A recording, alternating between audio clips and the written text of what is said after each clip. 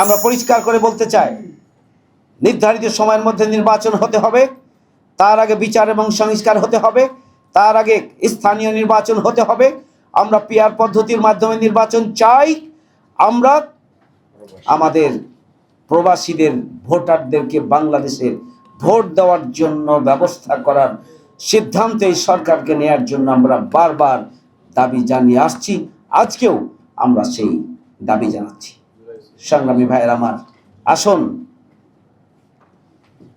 আসুন আমরা বাংলাদেশ জামায়াত ইসলামী চলমান পরিস্থিতিতে 7 দফা গুরুত্বপূর্ণ জাতীয় গুরুত্বপূর্ণ কর্মসূচি আমরা নিয়ে আগামী 19 জুলাই সোহরাওয়ার্দী উদ্যানে আমরা জাতীয় সমাবেশ অনুষ্ঠান করব ইনশাআল্লাহ। আমরা এখানে 7 দফা দাবি আমাদের থাকবে। বর্তমান সময়ে ছাত্র জনতার সবচেয়ে গুরুত্বপূর্ণ দাবি হচ্ছে জুলাই সনদ। জুলাই সনদ ঐক্যমত্যের ভিত্তিতে নিশ্চিত করতে হবে।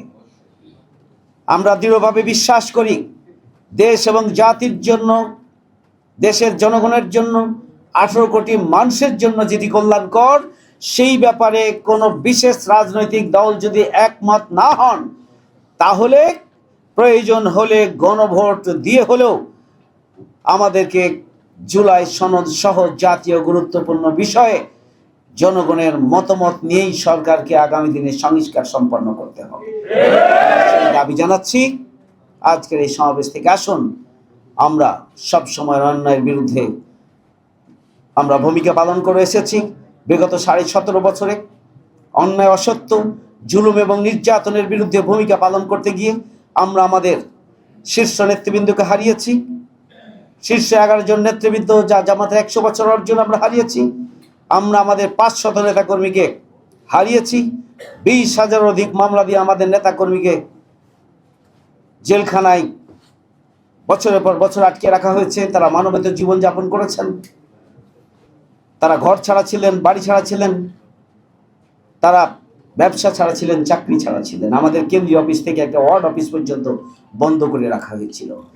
আপনারা জানেন, আমরা অন্যায়ের প্রতিবাদ করতে গিয়ে আমাদের কেন্দ্রীয় নেতৃবৃন্দ এবং তাদের সন্তানদেরকে গুম করে রাখা হয়েছে, পরিবারের সদস্যদেরকে গুম করা হয়েছে, খুন করা হয়েছে।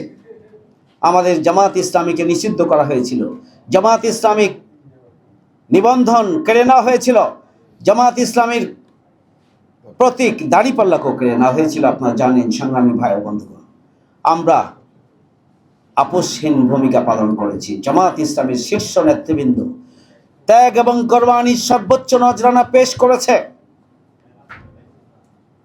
তারা শাহাদাতের অমীয় পিয়ালা পান করেছেন, কিন্তু আধিপত্যবাদী শক্তি এবং ফ্যাসিস্ট রাষ্ট্রীয় শক্তির কাছে তারা মাথা নত করেননি। আমরাও আগামী দিনে কোনো অন্যায়, অসত্য এবং কোনো ফ্যাসিস্ট অপশক্তি আবারও নতুন করে ক্ষমতায় গিয়ে ফ্যাসিবাদের নতুন ধারা সৃষ্টি করুক, সেটি আমরা হতে দেব না। এই জন্য আমরা জনগণকে সাথে নিয়ে ঐক্যবদ্ধভাবে আগামী দিনের নতুন বাংলাদেশ আমরা গড়ে তুলব, যে বাংলাদেশে দুর্নীতি, সন্ত্রাস, চাঁদাবাজি, টেন্ডারবাজি মুক্ত, মানবিক, ন্যায় বিচারের এবং ইনসাফের একটি বাংলাদেশ প্রতিষ্ঠিত হবে। অন্যায় এবং অসত্য বিদরিত হবে, সত্য এবং সুন্দর প্রতিষ্ঠিত হবে, মানুষের অধিকার প্রতিষ্ঠিত হবে।